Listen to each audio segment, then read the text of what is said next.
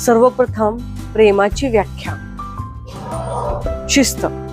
मागे सुचवल्याप्रमाणे मानवाच्या आध्यात्मिक क्रांतीसाठी आवश्यक असणारे साधन आहे शिस्त. या भागात शिस्तीच्या मुळाशी काय आहे, शिस्तीसाठी प्रेरणा, ऊर्जा कोण देतं यावर विचार होणार आहे. माझ्या मते ही ऊर्जा म्हणजेच प्रेम आहे. प्रेम समजून घेताना आपण गूढ प्रांतात प्रवेश करणार आहोत याची मला पूर्ण जाणीव आहे. अगदी खऱ्या अर्थाने आपण अनाकलनीय आकलन करण्याच्या आणि अज्ञात जाणून घेण्याचा प्रयत्न करणार आहोत. प्रेम इतकं अमर्याद सखोल आहे की ते जाणणं, त्याचं मोजमाप करणं किंवा ते शब्दांच्या चौकटीत बसवणं अशक्य आहे. तरीही ते शब्दात मांडणं आवश्यक आहे असा विश्वास असल्यामुळे मी तसा प्रयत्न करणार आहे. जरी ते प्रयत्न अपुरे असले तरी. प्रेमाचं स्वरूप गूढ असल्यामुळे आजवर कोणीही प्रेमाची समाधानकारक खरी व्याख्या करू शकले नाही.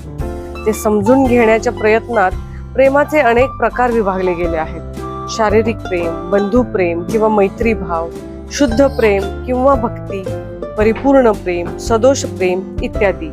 मी प्रेमाची एक व्याख्या केली आहे. ती अनेक प्रकारे अपुरी असणार याची मला जाणीव देखील आहे.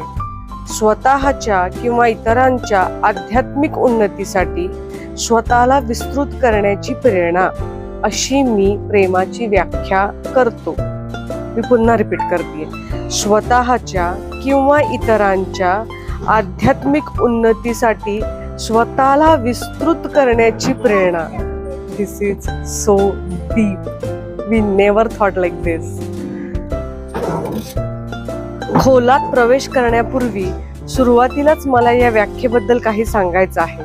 काही वेळा एखाद्या गोष्टीचं उद्दिष्ट, हेतू लक्षात घेऊन त्याची व्याख्या करण्यात येते.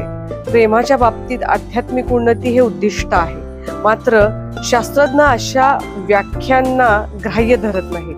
ही व्याख्या तर्कबुद्धीतून आलेली नाही, तर मानसोपचारांचं दैनंदिन काम करताना केलेल्या निरीक्षणातून, आत्मपरीक्षणातून आलेली आहे. माझ्या कामात प्रेमाच्या व्याख्येला बरंच महत्व आहे, कारण प्रेमाच्या स्वरूपाबद्दल पेशंट अगदी गोंधळलेले असतात. उदाहरणार्थ, एक घाबरट तरुण मला सांगत होता, माझ्या आईचं माझ्यावर इतकं प्रेम होतं की मी अगदी मोठा होईपर्यंत ती मला स्कूल बसने जाऊ द्यायची नाही. ती माझी खूप काळजी करायची व त्यामुळे तिला कितीही त्रास झाला तरी ती मला शाळेत सोडायला व आणायला यायची. तिचं माझ्यावर खरोखर प्रेम होतं. या तरुणाच्या भीतीवर उपचार